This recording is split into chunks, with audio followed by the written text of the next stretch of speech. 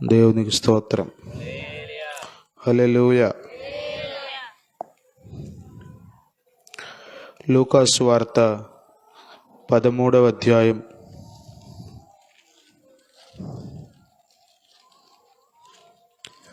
22వ వచనం నుండి ఉన్నటువంటి వాక్యాన్ని చదువుకుందాం. ఆయన యెరూషలేమునకు ప్రయాణమైపోవచ్చు, బోధించుచు పట్టణములలోనూ గ్రామములలోనూ సంచారము చేయుచుండెను. ప్రభువైన యేసుక్రీస్తు వారు శరీరధారిగా ఈ భూమి మీద ఉన్నప్పుడు ఆయన 33.5 సంవత్సరాలు జీవించారు. 30 సంవత్సరాలు తల్లిదండ్రుల సమక్షంలో ఉండి ఆ తర్వాత యోర్దాను నదిలో బాప్తిస్మం ఇచ్చి యోహాను ద్వారా బాప్తిస్మం పొంది పరిశుద్ధాత్మను పొంది తండ్రి ఏ పని నిమిత్తం అయితే భూమి మీదకు పంపాడో ఆ పనిలో భాగంగా దేవుని రాజ్యాన్ని ప్రకటిస్తూ ఆయా అవసరతలో ఉన్న ప్రజల అవసరతలు తీరుస్తూ ఆయా ప్రాంతాలు సంచరించి తిరిగినట్లుగా మనం చూస్తాం. యేసు ప్రభు ప్రజల దగ్గరికి వెళ్ళి అనేక ప్రాంతాల్లో సంచరించి బోధించినట్లుగా మనం చూస్తాం. యేసు ప్రభు బోధలు చాలా ప్రాముఖ్యమైనవి, చాలా శ్రేష్టమైనవి. కేవలం భౌతికమైన విషయాలతో ఆయన బోధలు నింపబడలేదు, కానీ శ్రేష్టమైన పరలోక సంగతులు ఆయన బోధించారు. దేవుని రాజ్యాన్ని గూర్చి ఆయన బోధించారు. ఈ భూమి మీద మనం ఎలా బ్రతుకుతున్నామో నిత్యత్వంలో కూడా మనం ఉండవలసిన వారమై ఉన్నాం. ఈ భూమి మీద మన జీవితం ఎంత నిజమో నిత్యత్వంలో మన జీవితం కూడా అంతే నిజం. పరలోకం నుండి వచ్చిన యేసయ్య దేవునితో తెగిపడిన మానవ సంబంధాన్ని తిరిగి పునరుద్ధరించడం కోసం, తిరిగి అనుసంధానం చేయడం కోసం ఆయన బోధించాడు. బోధించడం మాత్రమే కాక అందుకు అవసరమైన తన పరిశుద్ధ రక్తాన్ని చిందించారు. యేసయ్య బోధలు చాలా శ్రేష్టమైనవి. ఆయన బోధించుచు పట్టణముల్లోనూ గ్రామములలోనూ సంచారము చేయుచుండెను. ఆయనకి ఏం తక్కువయ్యి అట్లా తిరుగుతున్నాడు అంటే ఆయనకి ఏదో తక్కువయ్యి కాదు, కానీ ప్రజలను ప్రేమించి. బైబిల్ చెప్తుంది దేవుని ప్రేమ చాలా గొప్పది. ఆయన ప్రేమ అపారమైనది, శాశ్వతమైనది. దేవుని ప్రేమను మనం కొలవలేం. దేవుని ప్రేమ చాలా గొప్పది. ఏంటండి మీకు అంత అవసరం? ఉదాహరణకి సంచారం చేసేవాళ్ళు ఎవరు? ఆ ఊరు ఈ ఊరు తిరిగి వ్యాపారం చేసుకునేవాళ్ళు చెప్పండి. అలా ఆయా గ్రామాలు సంచరిస్తూ ఉంటారు. స్వలాభాపేక్షతో కాదు, కానీ ఏదో సంపాదించుకోవాలనే ఆలోచనతో కాదు, కానీ భూమి మీద ఏదో కూర్చుకోవాలనే ఆలోచనతో తాపత్రయంతో కాదు, కానీ సమస్త మానవాళిని దేవుని రాజ్యానికి హక్కుదారులు చేయాలనే ఉద్దేశంతో ఆయన ప్రాంతాలు సంచరించారు. దేవుని స్తోత్రం. హల్లెలూయా.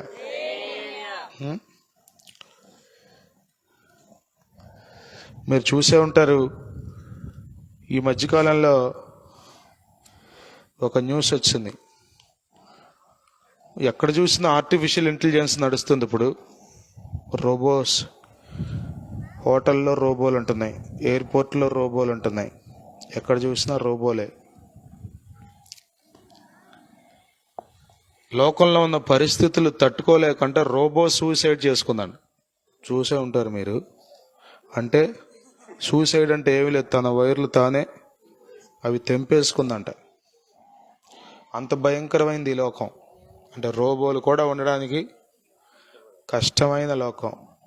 అంత అంత దుష్టత్వంతో నింపబడింది ఈ లోకం. తన వైర్లు తానే తెంపేసుకుందంట. ఊరికే రోబో సూసైడ్ అని కొట్టండి మీరు, గూగుల్లో వచ్చేస్తుంది. తన వైర్లు తానే తెంపేసుకుని తనున్నటువంటి హోటల్లోంచో లేకపోతే ఆ మేడ నుంచి దూకి కింద పడిపోయిందంట. అలాంటి దుష్టత్వంతో నింపబడిన ఈ లోకానికి యేసు ప్రభు వచ్చారు. ఏం చేస్తారని మనుషులు? సన్మానిస్తారనా? నెత్తి మీద పెట్టుకుని ఊరేగిస్తారనా? కాదు, కానీ ఆయన మానవాళిని ప్రేమించారు. దేవుని ప్రేమ చాలా గొప్పది. మనం అనుకున్నట్లుగా జరిగితే మనం ఆనందిస్తాం, పొరపాటుగా వేరుగా జరిగితే చాలా విచారిస్తాం, వీలైనంతగా మనుషులను దూరం పెట్టాలని చూస్తాం మనం. కానీ దేవుడు అన్నీ ఎరిగినవాడు. ఆయన మనుష్య జాతి ఆయన భూమి మీదకి వచ్చినప్పుడు ఏం చేస్తుందో ఆయనకి తెలుసు. అయినా కానీ ఆయన ఏం చేశాడు? భూమి మీదకి వచ్చాడు, ఆయా ప్రాంతాలు సంచరిస్తూ బోధించాడు. దేవుని బోధలు చాలా గొప్పవి. దేవుని స్తోత్రం, హల్లెలూయా. గొప్పవి.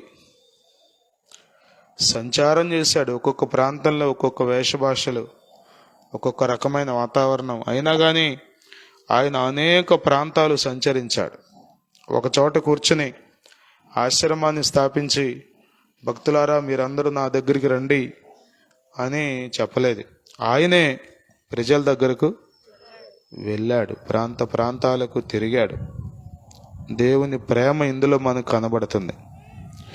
అలా సంచరిస్తున్నటువంటి సమయంలో ఒక వ్యక్తి యేసు ప్రభు దగ్గరికి వచ్చాడు.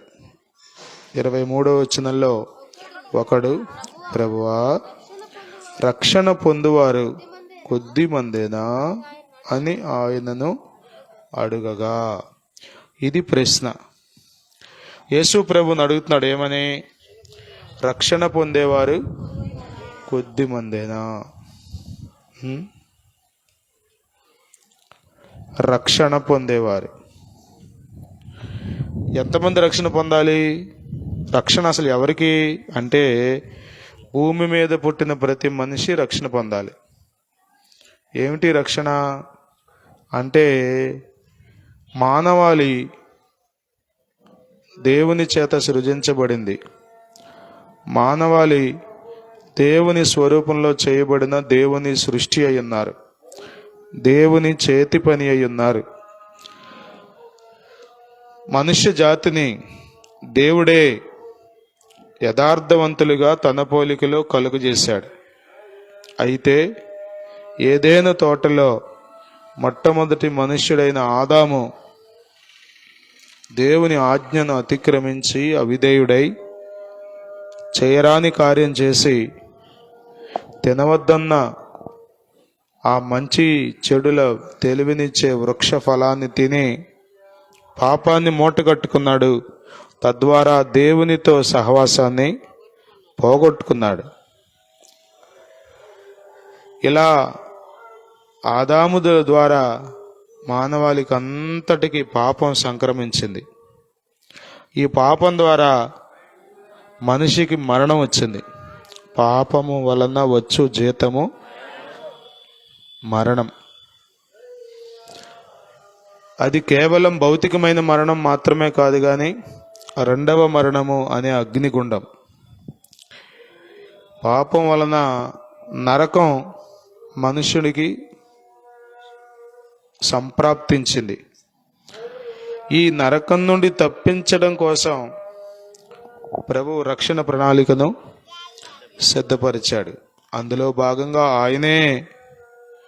ఆయనే భూమి మీదకి వచ్చి అనేక విషయాలు బోధించాడు.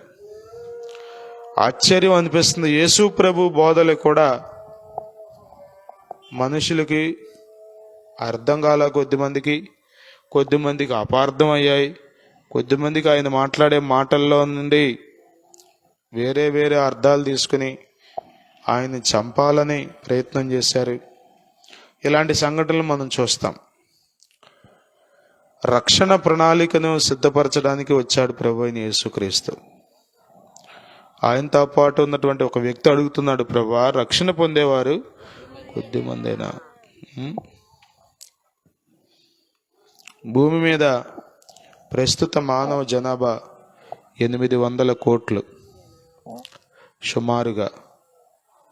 ఇందులో నరకం నుండి తప్పించుకుని నిత్య జీవానికి వెళ్ళే రక్షణను పొందిన వాళ్ళు ఎంతమంది అంటే పర్సంటేజ్ కడితే చాలా తక్కువ మందే కనబడుతున్నారు.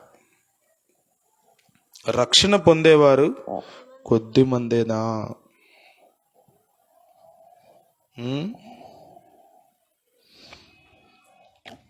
ఎందుకు రక్షణ పొందట్లేదు? ఎందుకు నీ వద్దకు రావట్లేదు? ఎందుకు నీవు చెప్పిన మాటలు వింటలేదు? ఎందుకు నీవు చెప్పిన బోధ ప్రకారం నీ వైపు తిరగట్లేదు? ఏంటి ప్రభువా, కొద్ది మందేనా?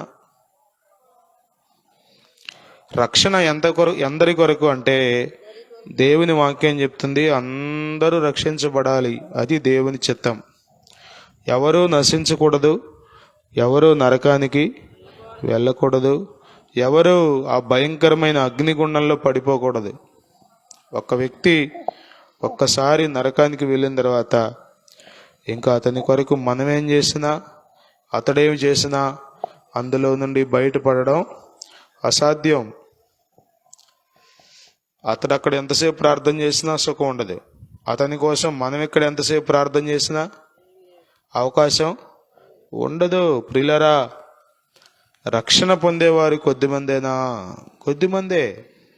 ఎందుకో ప్రభువారు చెప్తున్నారు చూడండి, ఆయన వారిని చూచి ఇరుకు ద్వారమున ప్రవేశింప పోరాడుడి, అనేకులు ప్రవేశింపజూతురు గాని వారి వలన కాదని మీతో చెప్పుచున్నాను. చూసారా, దిస్ ఈజ్ నారో వే. ఇది ఇరుకు ద్వారం. రక్షణ పొందే మార్గం ఎలాంటిదంటే ఇరుకైన మార్గం. అన్నీ చేయొచ్చు, మీ ఇష్టానుసారంగా బ్రతకొచ్చు, యేసు ప్రభుని కూడా నమ్ముకోవచ్చు. అంటే ఈ పాటికి అందరూ నమ్ముకునేవాళ్ళు, అందరితో పాటు ఈయన్ని కూడా సరిపెట్టుకునేవాళ్ళు. కానీ ప్రభు అట్లా చెప్పట్లేదుగా. ఇది ఇరుకు ద్వారం. దేవుని స్తోత్రం. మత్తయి సువార్తలో కూడా మనం చదువుతాం, ఇరుకు ద్వారం విశాలమైన మార్గం, ఇది సంకుచితమైన మార్గం.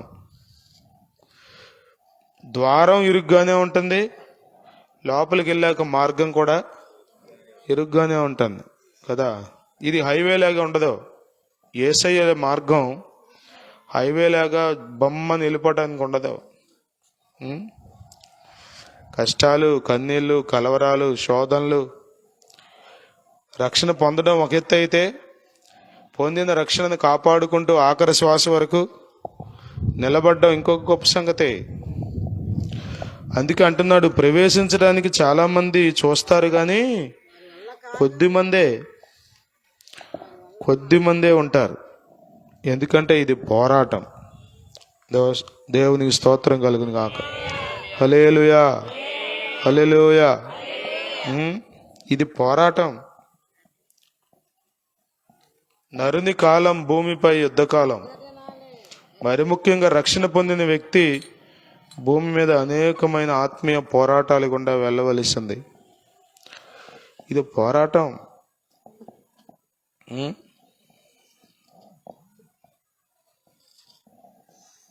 ఎంతో మంది వచ్చినట్టుగా వస్తారు, మధ్యలో ఆగిపోతారు.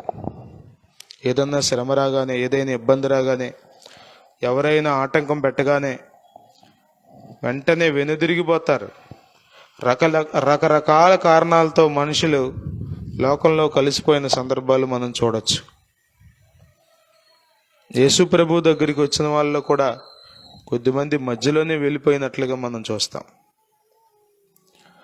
రక్షణ పొందడం తేలికేనా అంటే, దేవునిని గూర్చిన అవగాహన మీరు కలిగి ఉంటే అది చాలా తేలిక.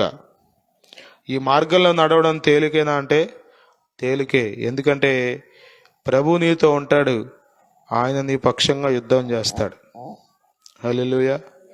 నా యేసుతో కలిసి పోరాడుచున్నాను, అపజయమే ఎరుగని జయశీలుడాయన. నా యేసుతో కలిసి పోరాడుచున్నాను, అపజయమే ఎరుగని జయశీలుడాయన. నా యేసు కొరకే సమర్పించుకున్నాను, నా యేసు కొరకే సమర్పించుకున్నాను. ఆగిపోను నేను, సాగిపోచున్నాను. పోరాటం, ఆత్మీయ పోరాటం, చివరి శ్వాస వరకు ఈ పోరాటం ఆగదు. సాగిపోవుచున్నాను సిలువను మోసుకొని నా గమ్యస్థానానికి. సిలువను మోసుకొని నా గమ్యస్థానానికి. పోరాటం, ఆత్మీయ పోరాటం, పోరాటం, ఆత్మీయ పోరాటం. హల్లెలూయా. ప్రభు నీతో ఉంటాడు, నీ పక్షంగా యుద్ధాలు జరిగిస్తాడు, జయం నీకు ఇస్తాడు. కానీ విశ్వసించే వారేరి, నమ్మి దేవుని మీద ఆధారపడి ఆత్మీయాత్రలో ముందుకు సాగేవారేరి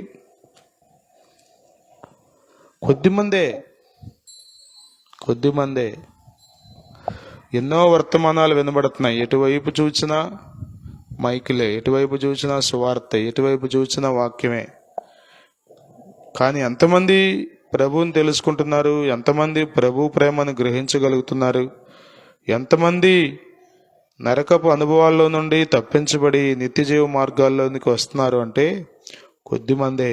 దానికి కారణం ఏంటంటే ఇది ఇరుకైన మార్గం. దేవుని స్తోత్రం. హల్లెలూయా, హల్లెలూయా. అన్నీ చేసేవాడు ఇక్కడ ఉండలేడు. లిబరల్గా ఉండాలని కొద్దిమంది కోరిక. కంప్లీట్ ఫ్రీడమ్ ఇచ్చేస్తే మీరు ఏదైనా చేయొచ్చండి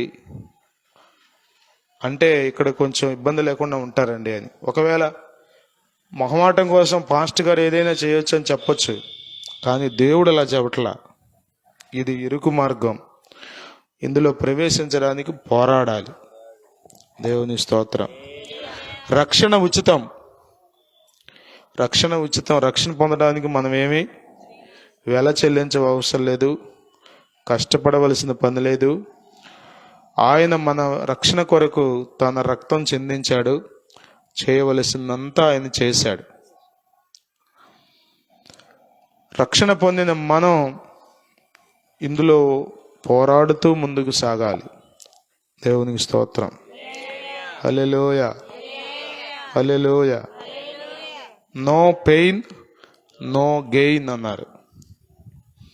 శ్రమలు లేకుండా, పోరాటం లేకుండా మనం ఏమీ సాధించలేం. మన ముందు భక్తులు ఎన్నో శ్రమలు, ఇబ్బందులు గురయ్యారు కదా. మీరు ఆలోచన చేస్తే అపోస్తలుడైన పౌలు సౌలుగా ఉన్నప్పుడు యోధామత పరిరక్షణ కోసం చేయవలసినంతా చేశాడు. చంపవలసినంతగా మనుషులను చంపాడు, హింసించవలసినంతగా మనుషులను హింసించాడు. చివరికి ఒక రోజున దమస్కు మార్గంలో దైవ దర్శనం పొంది రక్షణ పొందాడు. రక్షణ పొందిన పౌలు దేవుని పిలుపుని బట్టి అపోస్తలుడిగా దేవుని సేవను చేయడం ప్రారంభించాడు. ఆయన ఎక్కడికి వెళ్తే అక్కడ ఆయన నీడబడితే ప్రజలు స్వస్థత పొందుతున్నారు. ఆయన చేతి రుమాలు అంటుకుంటే ప్రజలు స్వస్థత పొందుతున్నారు. ఆయన ప్రార్థన చేస్తుంటే ప్రజలు బాగుపడుతున్నారు. ఎన్నో కార్యాలు పౌలు ద్వారా జరుగుతున్నాయి. అలాంటి సమయంలో పౌలుకు ఒక ముళ్ళు, ఒక శరీరంలో ఒక బలహీనత వచ్చింది. ఆ బలహీనత విషయంలో దేవుని దగ్గర ప్రార్థన చేశాడు. చాలాసార్లు మనకు అనుకూలంగానే రావాలి అనుకుంటాం, మనకు ప్రార్థనలకు జవాబులు మనం అనుకున్నట్టుగానే జవాబులు రావాలనుకుంటాం. సహజంగా పౌలు ఏమని ప్రార్థన చేశాడు అంటే, ఈ బలహీనత నాలో నుండి తీసివేయి ప్రభువా అని ప్రార్థన చేశాడు. అంటే దేవుడు ఏం చెప్పాలి? లెక్కైతే తీసివేస్తాను అని చెప్పాలి. ఇదిగో తీసేసాను, ఇక ఈ రోజు నుంచి నీకేమీ ఈ బలహీనత లేదు అని చెప్పాలి. లేకపోతే ఏదో ఒక దర్శనం కనబడి ఇట్లా చేత్తో ఇట్లా అన్నట్లుగా, ఇవన్నీ కదా మనకు గుర్తులు. తెల్ల బట్టలు వేసుకుని అంగి వేసుకుని వచ్చి పెద్ద గడ్డం మనోళ్ళు వర్ణిస్తారుగా. కురులు నొక్కులు కలిగి స్ఫురద్రూపియగు ప్రిభుడు, ఎన్నో వర్ణాలు చెప్తారు మన వాళ్ళు దర్శనాలు చూసి. తెల్ల అంగి అండి, పాదాలు దంక బారు గడ్డం అండి, వచ్చాడండి, ఇట్లా అన్నాడండి. మొత్తం ఆ రోజు నుంచి ఇక బాధ అంటూ లేదండి అని చెప్తాం. అరే, ఆయన నీడబడితే ప్రజలు స్వస్థత పొందుతున్నారు, ఆయన ప్రార్థన చేస్తే ప్రజలు బాగుపడుతున్నారు. ఈవెన్ డెడ్ పీపుల్ చనిపోయిన వాళ్ళు కూడా, చెప్పండి, ఐతుకని యవనస్తుడు కిటికీ మీద నుంచి పడి చచ్చిపోయాడు. అతన్ని ముట్టి బాగు చేశాడు, బతికించాడు. కానీ ఈయనలో బలహీనత ఉంది. దీని కొరకు ప్రార్థన చేస్తే ప్రభు అన్నాడు, నా కృప నీకు చాలు. అంటే అర్థం ఏంటి? నీ బలహీనత నేనేమి తీసివేయను, అయినా కానీ నా కృప నీతో ఉంటుంది అన్నాడు. మరలా ప్రార్థన చేశాడు. అంటే అనుకున్న ఆన్సర్ కాదు గది, కాబట్టి మరలా ప్రార్థన చేశాడు. ప్రార్థన చేస్తే మరలా ప్రభు అన్నాడు, మరలా నా కృప నీకు చాలును అన్నాడు. మరలా మూడోసారి ప్రార్థన చేశాడు. మూడోసారి కూడా ఏమన్నాడు తెలుసా? నా కృప నీకు, 3 సార్లు కూడా ఒక్కసారి కూడా తీసేస్తాను రా నాయన, కంగారు పడమాకల్లా. చాలాసార్లు మనుషులకి అర్థం కాదు ఏంటంటే, ఈయన ముట్టితే ప్రజలు బాగుపడుతున్నారు, కానీ ఈయనకి రోగం ఏంటి? ఇది ఇరుకు ద్వారా. దేవుని స్తోత్రం, హల్లెలూయా, హల్లెలూయా. నొప్పి మంచిదే, బలహీనత మంచిదే, బలహీనత అవసరం అని దేవుడు అనుకున్నాడు. కాబట్టి దాన్ని ఉంచాడు తీసేయకుండా. తీసేయలేడా అంటే తీసేయగలడు, కానీ తీసివేయడం కంటే కూడా ఉండడం మంచిదని దేవుడు ఎంచి దాన్ని అట్లా ఉంచాడు. అందుకే ఇది ఇరుకు మార్గం. దేవుని స్తోత్రం, హల్లెలూయా. మీరు ప్రార్థన చేస్తే అట్లా అంటగా, ఇట్లా అంటగా, అదంటగా, ఇదంటగా అని ఎంతోమంది అంటారు. మంచి మనసుతో అనొచ్చు, ఎటకారంగా కూడా అనొచ్చు, ఎట్లా అన్నా అన్నాయి. భక్తుల జీవితాలు మనం జాగ్రత్తగా పరిశీలిస్తే, మనం రక్షణ పొందింది కేవలం భూమి మీద సుఖపడడానికి కాదు. రక్షణ పొందిన వ్యక్తి రక్షణ ఎందుకు పొందాడు? యేసు ప్రభువుని ఎందుకు నమ్మాడు అంటే, దైవరాజ్యం కొరకు, నిత్యరాజ్యం కొరకు, ఆ శ్రేష్టమైన రాజ్యం కొరకు మనం రక్షణ పొందాలి. అందుకొరకు మనం ప్రభు దగ్గరకు రావాలి, అందుకొరకు మనం ప్రభువును ఆశ్రయించాలి, అందుకొరకు మనం ప్రభు వైపు తిరగాలి. ఇందులో ప్రవేశించడానికి పోరాడాలి. దేవుని స్తోత్రం, హల్లెలూయా, హల్లెలూయా. యేసు ప్రభు నమ్ముకుంటే స్వస్థతలు, యేసు ప్రభు నమ్ముకుంటే ఆశీర్వాదాలు, యేసు ప్రభు నమ్ముకుంటే మేలులు, యేసు ప్రభు నమ్ముకుంటే అంతా కలిసి వస్తుంది. ఇవన్నీ అట్లా ఉంచండి. మీకు అంతా కలిసి వచ్చినా ఏం చేస్తారు చెప్పండి? నిజంగా మానవ జీవితంలో నిజంగా రక్షణ పొందిన వ్యక్తికి శ్రమలను దేవుడు అనుమతిస్తాడు. ఎందుకంటే ప్లెజర్స్లో కంటే కూడా పెయిన్స్లో మనం దేవునికి దగ్గర అవుతాం. ఒక దైవజనుడు అన్నాడు, బాధ కలిగినప్పుడు మోకాళ్ళకు పని చెప్పేవాడు క్రైస్తవుడు, పాదాలకు పని చెప్పేవాడు లోకస్తుడు. ఇక పారిపోతాడు, దేవుని దగ్గరికి రావడానికి వెనక్కి తిరిగి చూడక. ఒకవాడు పరుగు. శ్రమ వచ్చినప్పుడు మోకాళ్ళకు పని చెప్పేవాడు క్రైస్తవుడు వాడు నిలబడతాడు, నిజంగా రక్షణ మార్గంలో ఉన్నాడు, శాశ్వత రాజ్యంలో యుగాయుగాలు ప్రభువుతో ఉంటాడు అతను. కానీ శ్రమ వచ్చినప్పుడు పారిపోయేవాడు, ఈ చర్చికి రాకుండా, మందిరానికి రాకుండా ఇంకా వేరే వేరే మార్గాల కొరకు ఆలోచించేవాడు, అతడు లోకస్తుడే, అతడు రక్షణ పొందలేదు. ఒకవేళ పొందిన నిజమైన శాశ్వతమైన రాజ్యానికి అతడు హక్కుదారుడు కాలేడు. ఇది పోరాటం. అందుకే ప్రభు చెప్తున్నాడు, ఎందుకు ప్రభా కొద్ది మందే అంటే అందరూ వెళ్ళలేరు కదా. ఇప్పుడు ఉదాహరణకి ఈ డిఎస్సి తీశారు కదా, ఇప్పుడు టీచర్ రిక్రూట్మెంట్ టెస్ట్ 16,000 పోస్టులు, ఎన్నో లక్షల మంది రాశారు ఉద్యోగం. ఎంతమంది ఇస్తారు? ఆ లక్షల మందిలో మళ్ళీ 16,000 మందే వస్తారు. ఎక్కడైనా అంతే కదా, ఫిల్టరేషన్ జరుగుతుంది. భక్తి అనేది మనం ఎంతో జాగ్రత్తగా ఇందులో ప్రయాసపడాలి. దేవుని స్తోత్రం. హల్లెలూయా, హల్లెలూయా. అంతా అనుకున్నట్టు జరిగితే కొద్దిమంది ఉత్సాహంగా ఉబలాటంగా దేవానికి స్తోత్రం అంటారు. కొంచెం ఏదైనా ఎదురు దెబ్బ తగిలితే చాలు వెలవెల్లాడిపోయి ఆలోచిస్తారు. కొన్నిసార్లు మాకు కూడా అనిపిస్తుంది, వీళ్ళు ఎలా రెస్పాండ్ అవుతారా ఈ సమయంలో. మీరు పాజిటివ్గా రెస్పాండ్ అయ్యారనుకోండి, మేము బతికిపోయినట్టే. మీరు నెగిటివ్గా రెస్పాండ్ అయ్యారనుకోండి, మాకేమనిపిస్తుంది తెలుసా? అయ్యో ప్రభా, ఇంతకాలం కష్టపడ్డాం, ఎంతకాలం ప్రార్థన చేసాం, ఎంతకాలం బోధించాం, కానీ వీళ్ళు చూసారా తప్పైన మార్గంలోకి మరలా జారిపోయారు అనే బాధ కలుగుతుంది, వేదన కలుగుతుంది. ఇరుకు ద్వారమున ప్రవేశించడానికి పోరాడండి. అనేకులు ప్రవేశింపజూతురు గాని వారి వలన కాదు. ఎంతో మంది ఎన్నో కారణాలు చెప్పేవాళ్ళు అన్నారు. మా ఆయన ఒప్పుకోవట్లేదండి, మా ఆవిడండి, మా అమ్మ నాన్నండి, మా తమ్ముడండి, మా అన్నయ్య అండి, ఏదేదో చెప్పేవాళ్ళు ఉన్నారు. ఏమన్నంటే వాళ్ళు మాకు ఇష్టమేనండి అని. నువ్వు ఎన్నన్నా చెప్పు, నువ్వు పోరాడితేనే రక్షణ పొందుతావు, రక్షణను కాపాడుకుంటావు, నిత్యరాజ్యంలో దేవునితో యుగాయుగాలు ఉండడానికి అవకాశం దొరుకుతుంది. అలా కాకుండా ఉదాసీనంగా ఉండి ఎవరేం చెప్తే అది చేసి నీవు లోకరీతిగా నడుచుకుంటే రక్షణలో నుండి తొలగిపోతావు, పాపాన్ని మూటగట్టుకుంటావు, దేవునికి వ్యతిరేకంగా నీ జీవితం తయారవుతుంది. తద్వారా దేవుని రక్షణ ప్రణాళికలో నుండి తొలగిపోయి నిత్య నరకానికి పాత్రుడు అవుతావు. అందుకే ప్రభు అంటున్నాడు, అనేకులు ప్రవేశింపజూతురు గాని వారి వలన కాదని చెప్పుచున్నాను. ఇంటి యజమానుడు లేచి తలుపు వేసిన తర్వాత మీరు వెలుపల నిలిచి తలుపు తట్టి, అయ్యా మాకు తలుపు తీయమని చెప్పనారంభించినప్పుడు ఆయన మీరెక్కడి వారో మిమ్మును ఎరుగనని ఉత్తరము మీతో చెప్పును. చూసారా, తలుపు వేసిన తర్వాత.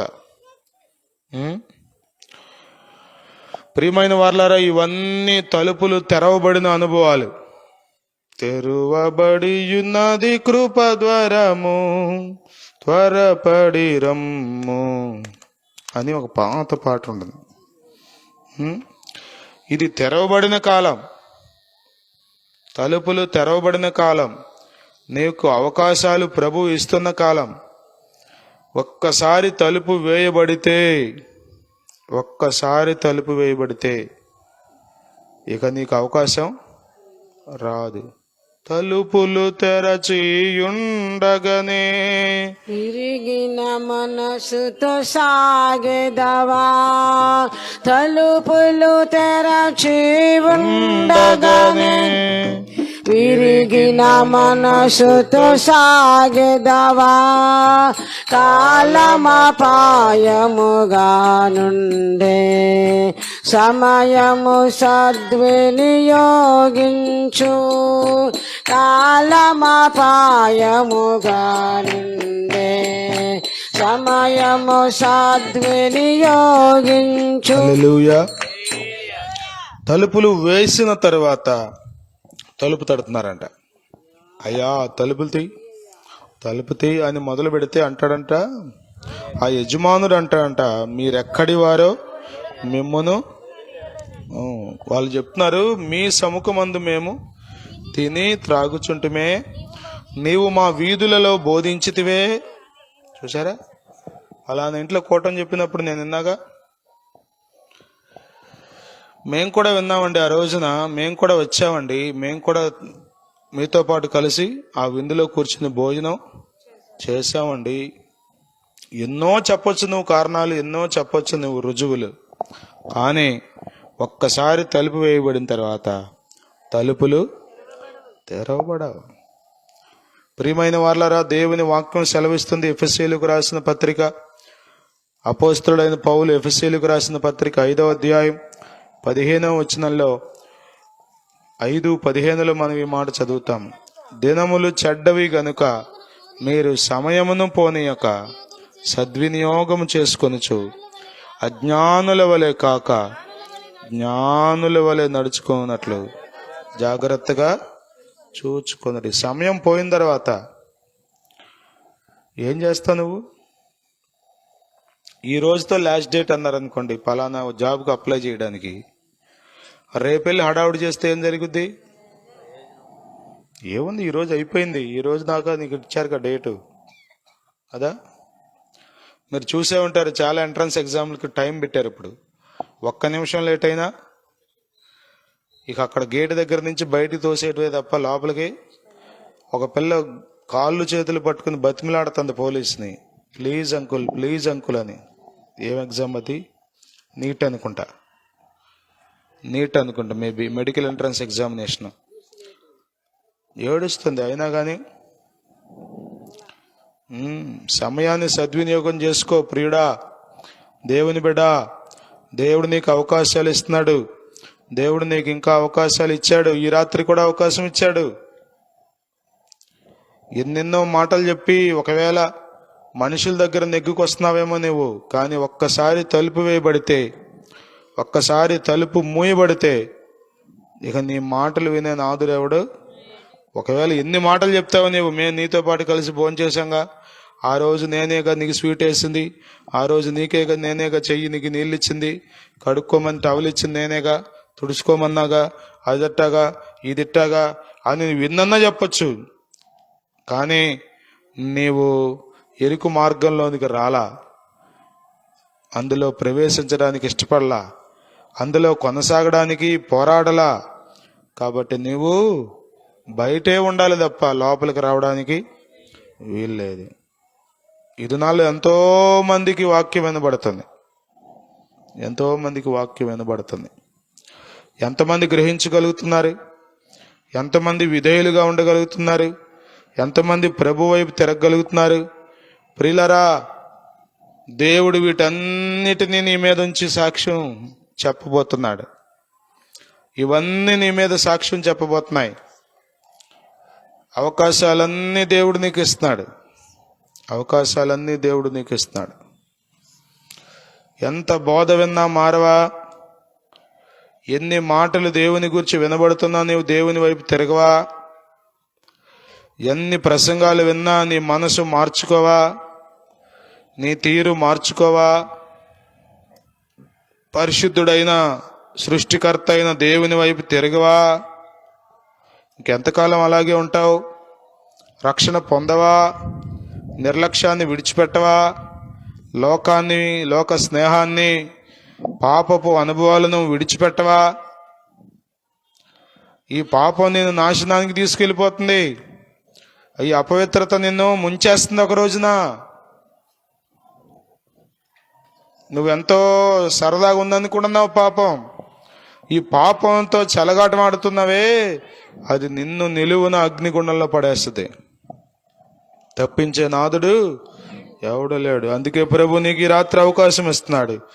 ఇదిగో, మీరెక్కడి వారో మిమ్మల్ని ఎరుగునని ఉత్తరము మీతో చెప్పను. ఒక్కసారి దేవుడు గనుక తలుపు వేస్తే, ఒక్కసారి దేవుడు గనుక అవకాశాలన్నీ మూసేయడం ప్రారంభిస్తే ఎవరేం చేయగలరు? వైద్యులు ఏం చేయగలరు? పాస్టర్ గారులు ఏం చేయగలరు? పాస్టర్ గారు అండి, ప్లీజ్ అండి, ఒక్క అవకాశం ఇవ్వమని దేవుడితో చెప్పండి అండి అంటే చెప్తాడా? చెప్తే పాస్టర్ గారి మాట దేవుడు వింటాడా? లేదు. ఎన్నో అవకాశాలు దేవుడు నీకు ఇచ్చాడు. ఎన్నో అవకాశాలు దేవుడు నీకు ఇచ్చాడు. చెప్తున్నారు, నీవు మా వీధులలో బోధించితివే. అయ్యా, నువ్వు మా వీధుల్లోకి వచ్చావయ్యా, మా వీధుల్లో నీ ప్రసంగాలు వినబడినాయి నాయనా అని చెప్తారంటే, వినబడినాయి, మరేం చేశా? వినబడినాయి కదా, వాటికి ఎలా రెస్పాండ్ అయ్యా? తేలిగ్గా తీసుకున్నావు, లెక్కలేనట్లుగా బ్రతికావు, ఏమాత్రం మారటానికి ఇష్టపడలా.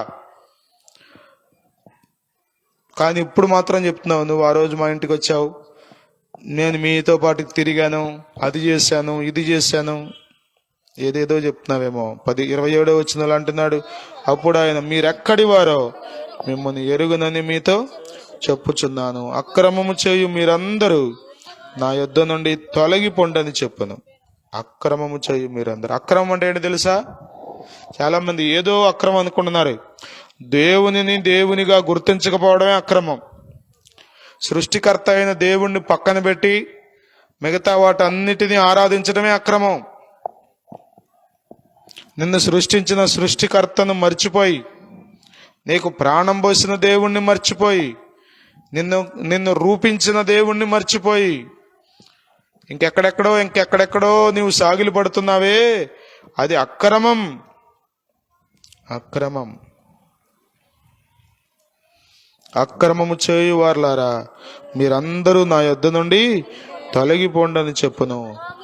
28వ వచనం, అబ్రహాము, ఇస్సాకు, యాకోబులను సకల ప్రవక్తలను దేవుని రాజ్యములో ఉండుటయు మీరు వెలుపలికి త్రోయబడుటయు మీరు చూచినప్పుడు మీరు ఏడ్చుచు పండ్లు కోరుకుదురు. ప్రియులరా, ఇదిగో అబ్రహాము, ఇస్సాకు, యాకోబులంట సకల ప్రవక్తలు ఎక్కడుంటారంట? దేవుని రాజ్యంలో. అబ్రహాం ఎందుకుంటాడు దేవుని రాజ్యంలో? అబ్రహాము దేవుణ్ణి నమ్మాడు. అబ్రహాము మీరు చదివితే యూఫ్రటీస్ నది మొదలుకొని ఆయా ప్రాంతాల్లో బొమ్మలు తయారు చేసుకుని అమ్మేవాడంట. బొమ్మలు తయారు చేసుకుని అమ్మేవాడు. విగ్రహాలు తయారు చేసి అమ్ముకుని బ్రతికి జీవించేటువంటి ఆ వ్యక్తిని దేవుడు ఒకరోజు దర్శించాడు. దేవుడు మాట్లాడితే వెంటనే తన పనిని, తన పద్ధతిని, తన విధానాన్ని, తన ఇంటి వారిని, తన బంధువులను, సమస్త విధానాలను విడిచిపెట్టేసి దేవుని వైపు తిరిగి దేవుని నమ్మి దేవుని వెంబడించడం ప్రారంభించాడు. బైబిల్ చెప్తుంది, అబ్రహాము దేవుని నమ్మెను, అది అతనికి నీతిగా ఎంచబడను.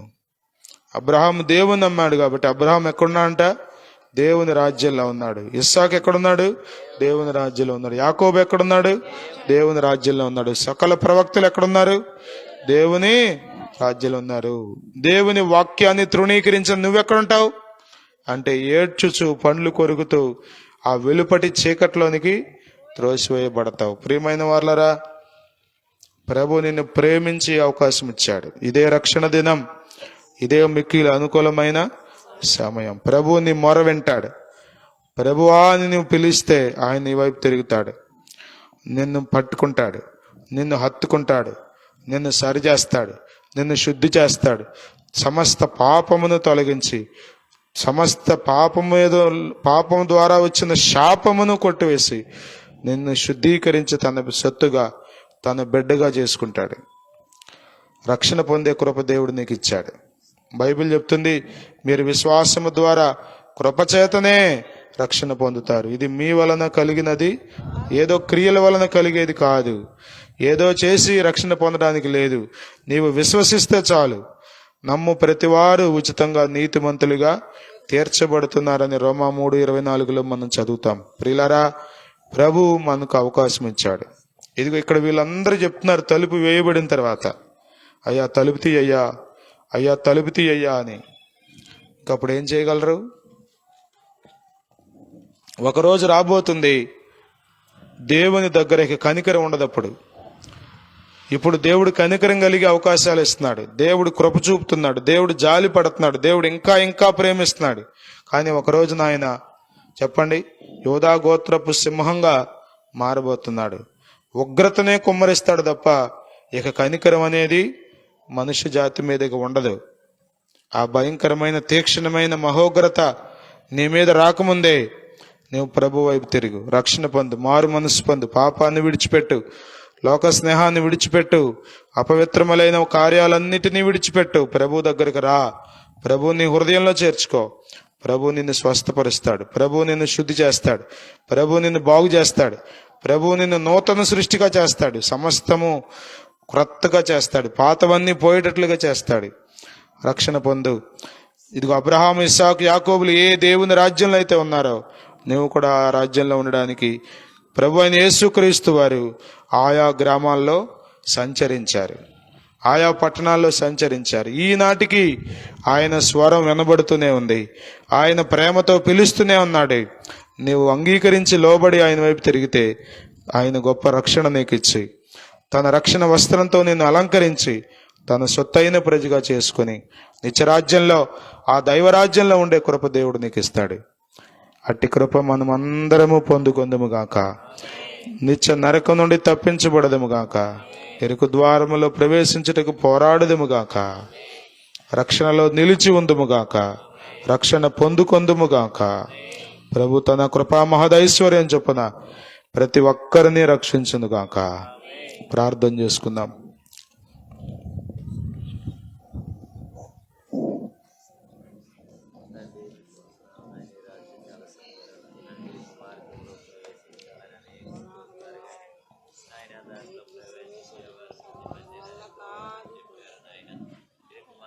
కనికరము గల దేవుండు నిన్ను వాత్సల్యముతో విమోచించును.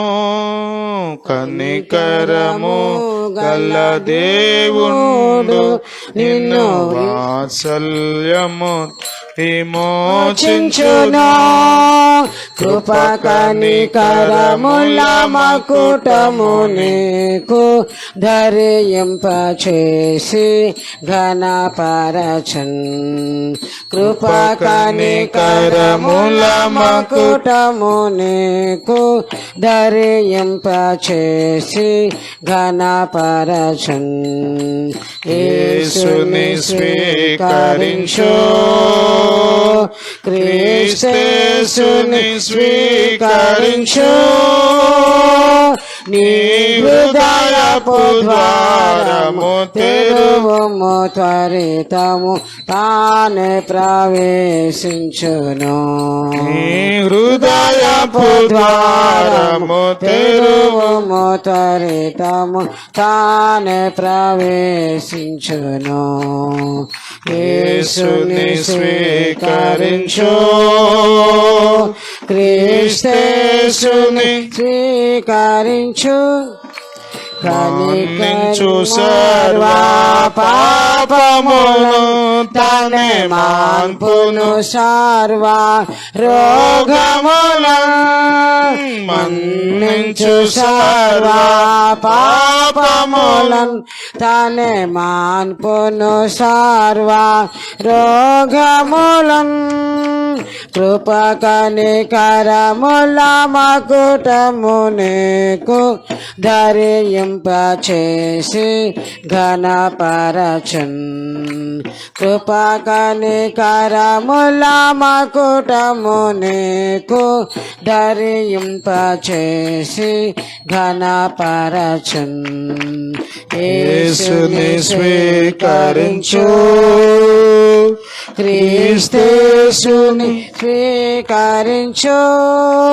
అందులకు దృష్టి కలుగా చేసన్, అంగహీనులను లేపి నడువా చేసన్. అందులకు దృష్టి కలుగా చేసన్, అంగహీనులను లేపి నడువా చేసన్. పలు విధములకు వ్యాధిగ్రస్తులకు స్వస్థతనిచ్చెను తక్షణమే. పలు విధములకు వ్యాధిగ్రస్తులకు స్వస్థతనిచ్చెను తక్షణమే. యేసుని స్వీకరించు, క్రీస్తేసుని స్వీకరించు. కలువరి సిలువలో వేలాడే తన రక్తము చిందించెదారలుగా కలువరి శిలువలో వ్రేలాడి తన రక్తము చిందించెదారలుగా చేతులలో తన కాళ్ళలో శీలలు ముళ్ళ కిరీటము ధరించే చేతులలో తన కాళ్ళలో శీలలు ముళ్ళ కిరీటము ధరించే యేసుని స్వీకరించు క్రీస్తేసుని స్వీకరించు జీవమిచ్చుటకు. ప్రభునందు ప్రియులరా, చిన్న ప్రార్థన చేసుకుందాం. రక్షణ పొందివారు కొద్దిమందేనా అని అడుగుతున్నాడు ఇక్కడ ఒక వ్యక్తి యేసు ప్రభువుని. అవును, యేసయ్య దారలు దారలుగా తన రక్తాన్ని చిందించాడు. నిలువెల్ల నలిగిపోయాడు ఆయన. అనేక గ్రామాలు పట్టణాలు సంచరించి బోధించాడు దైవరాజ్యాన్ని గురించి. కానీ ఎంతమంది రక్షణ పొందారంటే కొద్దిమందే.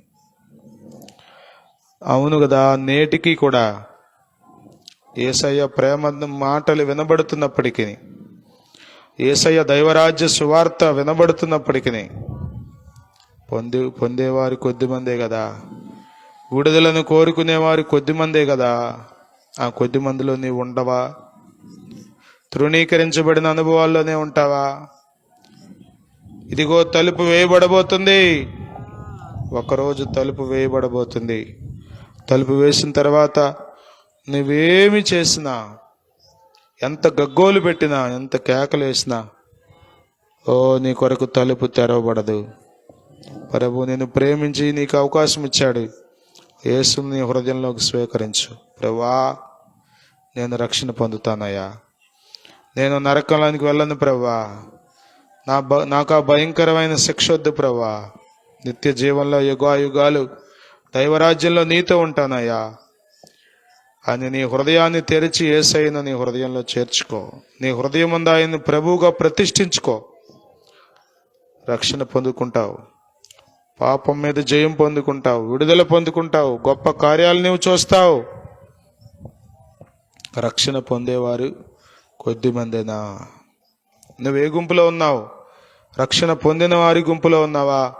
రక్షణను నిర్లక్ష్యం చేసిన వారి గుంపులో ఉన్నావా? ఒకసారి పరీక్ష చేసుకో. రక్షణ పొందిన గుంపులో నీవు ఉన్నావా? ధన్యుడవు. ఒకవేళ భూమి మీద నీకు ఎలాంటి శ్రమలు వచ్చినా, కష్టాలు వచ్చినా, ఇబ్బందులు వచ్చినా కంగారు పడమాకు. గొప్ప రాజ్యంలో నీవు ఉండబోతున్నావు. దైవరాజ్యంలో నీవు ఉండబోతున్నావు. దేవుని రాజ్యాన్ని దేవుడు నీకు అందించబోతున్నాడు. స్వాస్థ్యంగా నీకు ఇవ్వబోతున్నాడు ఆయన. చిన్న ప్రార్థన చేసుకున్నావు. చిన్న ప్రార్థన చేసుకుంటావా? ప్రభువా, నాకు ఈ రక్షణ దయచేయి ప్రభువా. రక్షణ పొందిన సహోదరి సహోదరుడా, ఇరుకు ద్వారం అని దేవుడే చెప్పాడు కదా. ఎందుకు కంగుపడుతున్నావు? ఎందుకు వెనకకు జారిపోతున్నావు? నిలిచి ఉండు, పోరాడు, ప్రయాసపడు, ముందుకు సాగిపో. ప్రభు గొప్ప రక్షణ, నిత్య జీవం ప్రభు నీకు ఇవ్వబోతున్నాడు.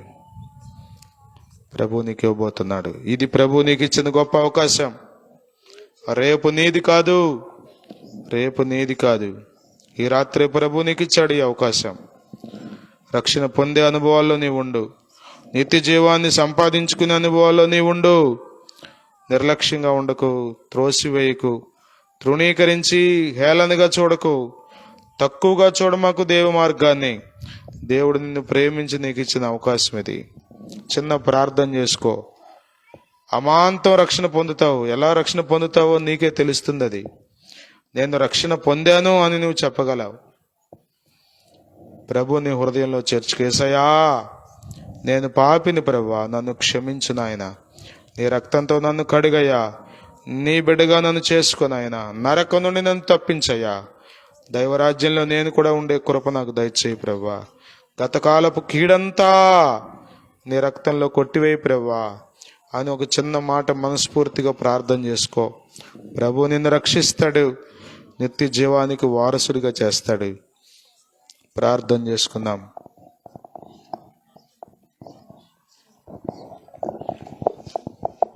పరిశుద్ధుడు తండ్రి, జీవం కలిగిన యేసయ్య, మీకు స్తోత్రాలు చెల్లిస్తున్నాం ప్రభువా. ఈ రాత్రికాల సమయంలో